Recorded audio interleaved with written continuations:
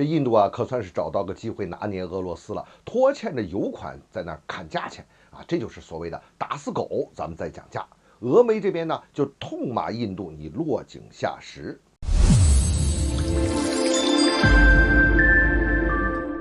欢迎来到张斌观察，我是张斌。俄罗斯这边就这个事情肯定是非常生气，那当然了，你要放到谁不是窝一肚子火嘛？俄罗斯的《生意人报》啊，那个文章里边就是火气十足，把印度啊给斥责了一番，但是呢也没什么好办法。他这个事情是这样的，就是印度不是从俄罗斯那边搞了很多的这个原油回来嘛？现在这个印度石油工业部长就说呀，说这个因为这个价格上啊，咱们没有说好，咱们还有一定的争议，所以暂时呢，咱们扣一部分的这个石油款，先不给你俄罗斯，然后呢，咱们再好好的聊一聊这个价格问题啊。那这个事情啊，其实说起来呢，印度这边啊，他真的是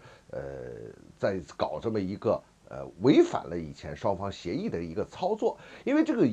进口油这一件事情啊，它不是说啊每一单有一单就谈一单，它是谈一个周期性的去谈一个价格，谈一个框架性的东西，然后呢根据具体的那一批油呢再进行这个价格上最终价格的确认。当然根据运输方式啊、交割方式的不一样啊，这个价格肯定是有变化的。那这里边印度它就有空间好说了，你比如说时间点以及交割的这种方式上，它都是有理由就讲了。如果是拿着这个来弄点事情出来呢，俄罗斯也真没什么好办法。有一些油啊，这印度呢，它都不是自己用的，它直接把这个单就转给欧洲了，它中间就真的是赚了这么一个差价。但是呢，作为俄罗斯那边呢，它还能保证自己的经济收入啊。让印度这个发挥印度这个渠道也是俄罗斯的一个需求，应该说印度在这个事情上啊，真的是拿捏的比较准的。我们观察一下印度啊，他们在处理周边关系和国与国关系的时候啊，有的时候他对这个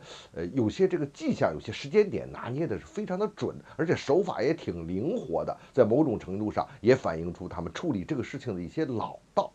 总体上来讲，印度反正是看到自己利益啊，这个能够最大化的时候，那是绝不手软的。这一件事，我们看印度啊，他又把这个时间点，又把现在整个这个大机会，他给抓住了。第一，我们来看俄罗斯现在受到西方的制裁，那是比较困难的呀。它的财政收入主要来源于能源的销售，那印度又是个大卖家。也不能得罪印度，而且呢，印度不但是自己是真的也是需要这样大量的能源，同时呢，它还可以把这个事情给倒卖出去，那就等于是无形之中变成了俄罗斯另外一个销售渠道。它的印度也主要是倒给欧洲这些国家嘛，那这个俄罗斯在这方面也是有求于印度的。第二一个啊，作为印度这边，其实他也有一个非常复杂的一个心理，他也要出一口恶气呀。因为这个印度的军事，特别是军贸方面、武器装备方面，那不都是要依靠俄罗斯居多嘛？那怎么办呢？那俄罗斯这边啊，对印度那也没手软过呀，也给印度挖了好多坑，下了很多的套啊，弄了印度的不少钱。那印度就借这个机会来出这么一口恶气。第三一点呢，印度啊也是借这么一个机会来平衡一下和西方的关系，那在俄罗斯和西方之间求得更多的平衡，给自己增加更多的筹码，这样能获得更大的利益。那这种做法呢，我们来说啊，印度来讲看着呢是比较聪明的，但是并非高明。就是印度的这种定力啊，这种长期的定力它是不够的，经常这样跳来跳去，虽然非常的灵活，但是长远来看，可能对自己的利益并不是更有效的这种保护。啊，印度这么做了，俄罗斯那就火了，那发了一大堆的脾气。可是呢，这个从根本上来说，对印度和俄罗斯的关系造成这种